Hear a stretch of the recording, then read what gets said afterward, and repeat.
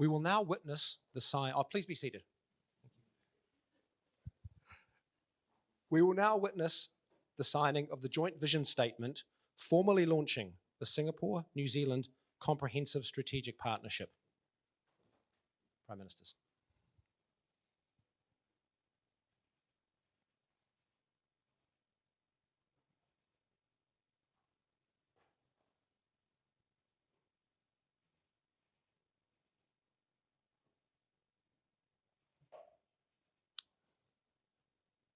Thank you, Prime Ministers.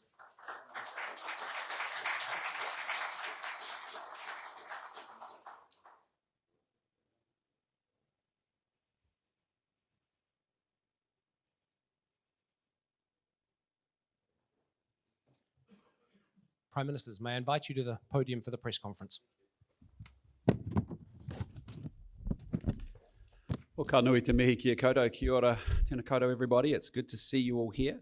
I'm absolutely delighted to be here with my friend Lawrence Wong on his first official visit to New Zealand as Prime Minister. Today we are celebrating a relationship that is forged in history, and it is also fit for the future. We're celebrating two great milestones. The first milestone is about celebrating where we have come from. It's been 60 years of diplomatic ties between our two great countries, and we've done so many things together in that time. We've built a defence partnership that has delivered, with our forces knowing and respecting one another by training together and working in one another's countries. We've built a modern, innovative trading relationship that was the foundation stone for today's CPTPP. And we've built a partnership as small, advanced economies that uphold the rules, that invest in institutions, and that believe that small states have agency, and we work together to exercise it. The second milestone that we're celebrating today is about looking to the future. And when I visited Singapore last year, I was determined that we take our relationship to the next level, and today we're doing just that. It's a real pleasure to announce that the next chapter in our relationship with Singapore as we launch our comprehensive strategic partnership together. We've agreed a highly ambitious plan for the decade ahead, a platform for us to collaborate, learn and deliver together so that small, open economies like ours remain independent, prosperous and secure. Lifting our relationship to a comprehensive strategic partnership will deliver real benefits for New Zealanders and Singaporeans, with several highlights in that plan. Firstly, we're backing one another's security, whether it's on military or food. Today, Minister Chan and Minister Collins are committing to a significant lift in defence interoperability for the next generation, be those maritime, cyber or emerging technologies. Our forces will continue to train and to cooperate and operate together while ensuring that they are fit for the future. Minister Fu and Minister Macleay have agreed a first-of-its-kind deal to ensure that in times of crisis, New Zealand and Singapore continue trading essential goods, such as food and fuel and pharmaceuticals. They've also agreed a strategic food partnership to streamline cooperation on future foods, food trade facilitation and investment. We're also backing one another's economies, whether it's in the boardroom or on the wharves. With Singapore, our second biggest source of investment and our largest trading partner in Southeast Asia, it's high time that our business leaders forged their future together. So I'm delighted that today we're establishing a Singapore-New Zealand Leadership Forum, a place where the boardroom can meet the cabinet room, driving new dynamism into the work that we do together. We're also focused on ensuring that the plumbing works, and today we've agreed to improve digital trade facilitation and logistics gateways that move our products quickly, reliably, and at lower cost. We're backing one another's people, whether it's students, scientists, or startups. More than 200,000 people travelled between our countries last year, and we're turning that flow into skills, ideas, and jobs. We will supercharge exchanges, more study, more research and startup links, backed by direct air links, alumni networks, and our working holiday scheme. We're backing one another's futures, whether through the energy transition or in new technologies.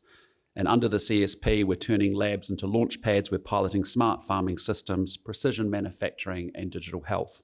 We're putting money into joint research that backs faster prototypes and commercial trials. And we're sharing cutting-edge innovation intended to slash emissions and build resilience for our economies, from the energy transition and the low emissions food systems to adaptation. We'll build sustainability into growth, not just bolt it on. So today, in closing, is genuinely a celebration of a relationship forged in history and fit for the future, a celebration of 6 decades past and 6 decades ahead, a partnership of trust, a partnership of dynamism. Prime Minister Wong, can I say thank you for visiting us here again in New Zealand. Thank you for the warm friendship. Thank you for the commitment for the next 6 decades of our 2 great countries working together so that we deliver for our people. And now I invite you to share some of your remarks as well. Thank you. Thank you, Prime Minister Luxon, for the warm hospitality last night over dinner and also extended to me and my delegation. I'm delighted to be back in New Zealand as we mark 60 years of diplomatic ties between our 2 countries.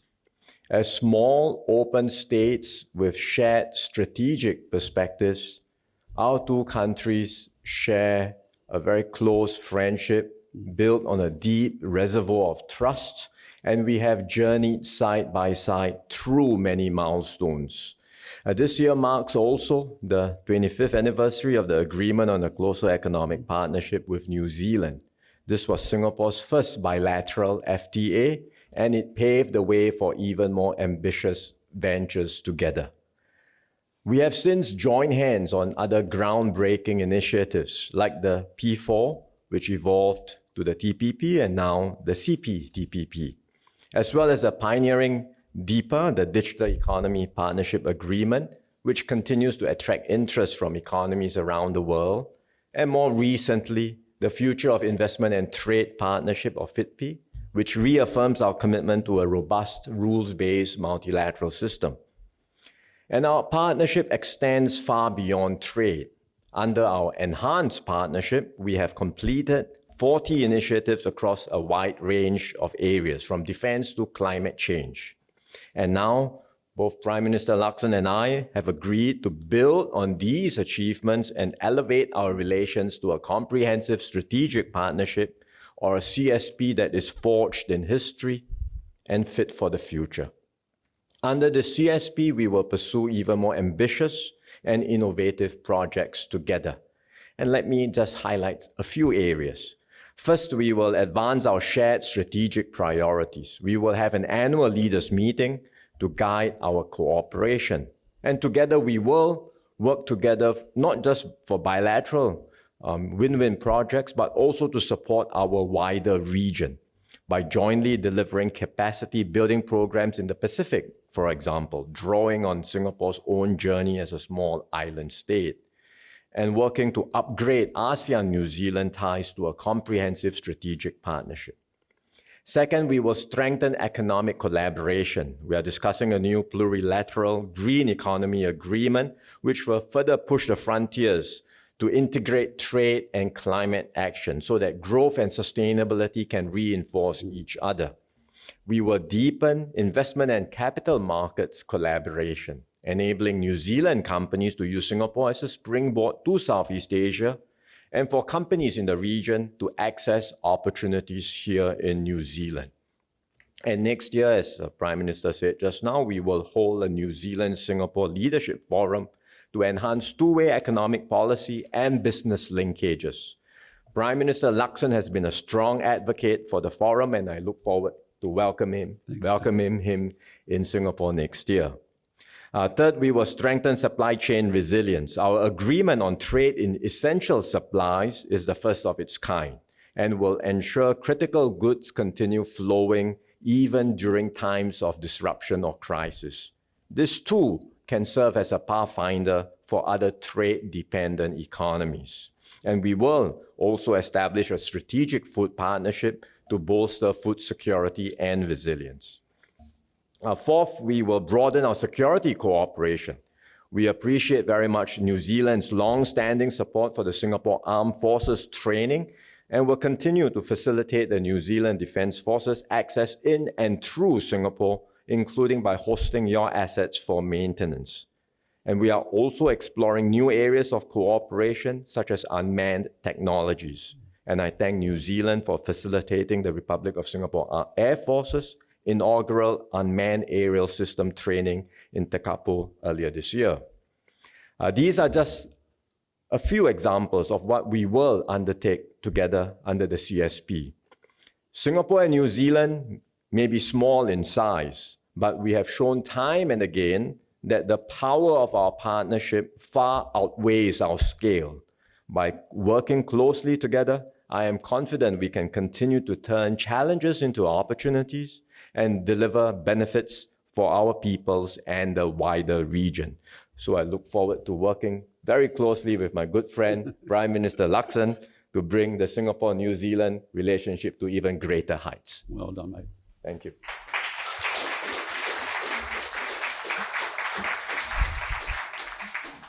Thank you, Prime Ministers. We will now take questions from the New Zealand and Singaporean media. We will take 4 questions, 2 from New Zealand and 2 from Singapore. Please state your name and your outlet with your question. New Zealand. Stuart from The Post. A question for both of you. The current global uncertainty was touched on in your opening remarks earlier. What does it signal choosing to upgrade bilateral ties, especially around defence and security, against that backdrop? Well, look, I mean, the comprehensive strategic partnership has got 6 pillars to it. Defence and security is one of them. You know, we were talking about it through our bilateral. Actually, this relationship goes back 60 years or more. That was New Zealand infantry folk that were, the last to leave Singapore in 1989. We talked about that this morning. We've had just a constant deepening of that relationship over that period of time. We think there are areas where we want to collaborate even more. And so certainly more training exercises, more familiarity with our defence organisations. Certainly in the unmanned crew space, there's a lot of opportunity, as you know, and a lot of innovation that's out there in the world, and us working together and being able to do that in a more interoperable way is actually really important. So, for us, we're just acknowledging, as we've talked about with our own domestic defence plan, capability plan, which Judith has outlined, our 15-year plan and our $12 billion investment in the next 4 years, that we've got some serious work to upgrade our own defence capability, and we want to keep building that capability with an eye of how we can be interoperable with both Singapore and also Australia ultimately. And so we're going to continue to advance and do more things together as we go forward from here. It's important. The world is changing, and we must expect that there will be fewer reliable anchors to keep the global system going in the future. For both New Zealand and Singapore, we both share a similar strategic perspective in recognizing America's continued presence in the region as a positive force for continued security and stability of Asia. At the same time, given the changes that we are seeing in the world, we have to do our part. We have to shape our own destiny and secure our own future. And that's why it's so important that countries in the region, especially like-minded countries like New Zealand and Singapore, with such a long-standing partnership on defense and security, to strengthen our relationship further and to see how we can do more on this front. From Singapore's point of view, we appreciate the partnership with New Zealand's Defence Force. As the Prime Minister said just now, the New Zealand forces have been in Singapore since 1989. I'm going to meet some of the veterans later. I look forward to doing that. They were in Diab Barracks in Singapore. It was the same place where I served as a national serviceman back in the early 90s. So there is a linkage, there's a history, there's a relationship that's been forged for many decades.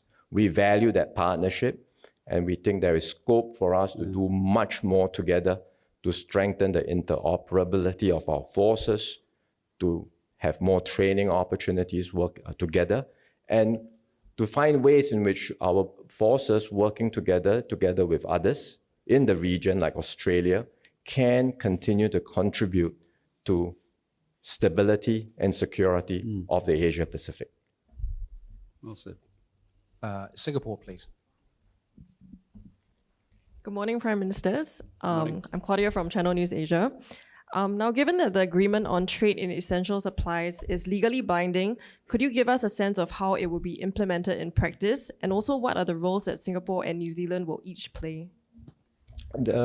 We look forward to this legally binding agreement. As I said, it's the first of its kind, and it builds on the experiences we had during COVID. Because remember, at the time when both our countries faced disruptions to essential supplies, we had an initiative going between Singapore and New Zealand. We called it SNAP, Singapore-New Zealand Air Freight Project, where the planes continued flying.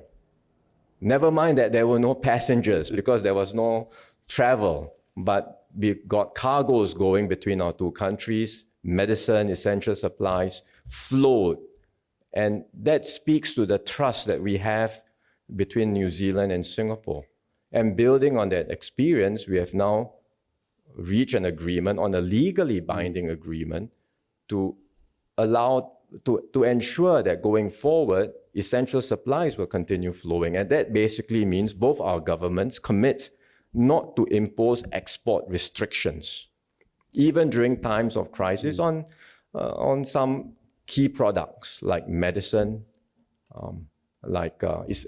essential supplies.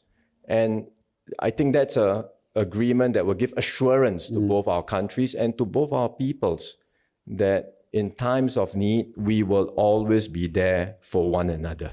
Yeah, and I'm very proud of that. That's, again, another example where Singapore and New Zealand are trailblazing together because that is a first of its kind of relationship, a partnership. And as the Prime Minister said, legally binding so that in times of crisis that we have each other's backs.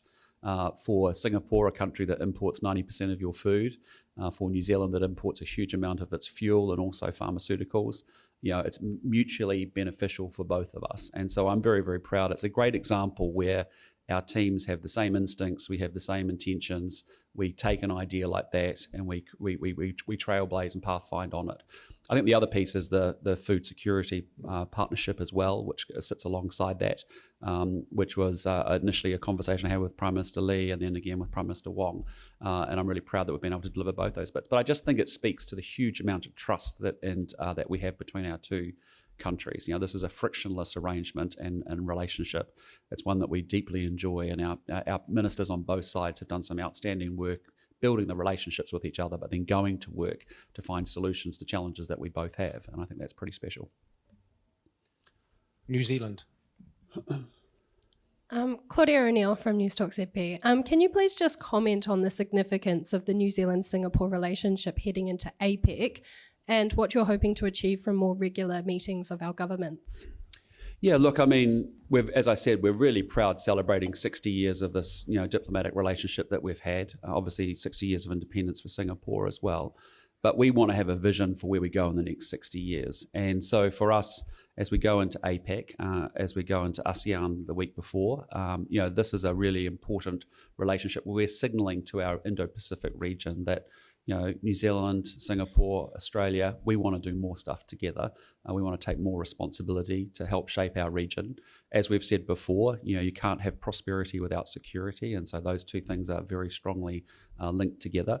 And I just think it's the right projection that we as two small countries in particular are reaffirming the international rules-based system. We are both strong advocates, have spoken publicly about why the international rules-based system is so important, why both of our countries over the last 60 years have progressed so well is because of the rules-based system. We see a world that's increasingly giving way from rules to power.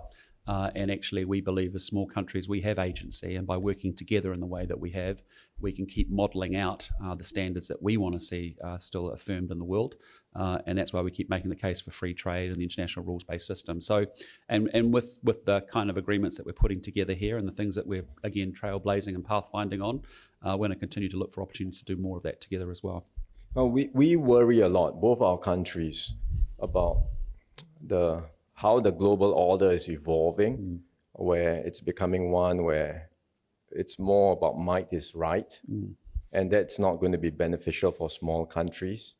We worry that we see economic interdependencies being weaponized more and more and used as leverage for international negotiations. And so we are moving away from a system which we both have benefited for decades, a system of multilateral rules, which we have benefited from, and now into a new environment where we are very concerned. The rules are changing. No one is quite clear how things will change in the foreseeable future, but the changes are real. And if the trends were to continue, then we will be in a very inhospitable environment for small economies. But the thing is, we are not without agency. We don't have to be passive bystanders. We can find ways to preserve the multilateral frameworks that matter. And we can do so bilaterally through initiatives that can serve as pathfinders. And we can also do this through regional groupings like APEC, like ASEAN, like the CPTPP, and then find ways to have these groupings strengthen partnerships with other countries or other groupings like the EU, which we are doing. And so these are concrete actions that small economies like New Zealand and Singapore can take to shape the direction of these global developments. I mean, there are many things that big countries can do that we do not have control over, but there are some things we can do to influence matters as well. Absolutely. Singapore. Good morning, Prime Minister. This is Anjali from the Straits Times. Building on your previous response, which areas in the Singapore-New Zealand CSP will be useful as a pathway to an ASEAN-New Zealand CSP? And how could that ASEAN-New Zealand CSP be substantive? I'm sure the ASEAN-New Zealand Comprehensive Strategic Partnership will be a substantive one. New Zealand has been a dialogue partner with ASEAN for many decades. The links have been growing through the Prime Minister's leadership. In recent years, we have seen more interactions between New Zealand and ASEAN. So we will build on that foundation to have a substantive comprehensive strategic partnership between New Zealand and ASEAN. And Singapore can help serve as a conduit, in a way, for New Zealand companies, a springboard for New Zealand companies to engage more the countries in ASEAN, the various and diverse markets in ASEAN. The initiatives that we have with one another are also useful as pathfinders for ASEAN and also for groupings outside of ASEAN. As I mentioned just now, because we are two small and open economies, we are always looking at pushing the frontiers, always looking at setting more innovative, high standards for ourselves. And these standards are usually adopted by others, be it ASEAN or other groupings. So we have done that with the P4 trade, which became the CPTPP. We have done that with the Digital Economy Agreement. We are doing that now with the Green Economy Partnership Agreement. We are doing that with the agreement on essential supplies. And these are setting new standards for ourselves and for the world. And we hope that these new standards in time to come will be adopted by ASEAN and perhaps by other groupings as well. I would also add one more point, which is in 2027, Singapore looks forward to be the chair of ASEAN, and New Zealand will be the chair of the Pacific Island Forum, PIF. And there too is yet another opportunity for us to engage closely, not just bilaterally, but through these regional groupings to bring our regions closer together. Yeah.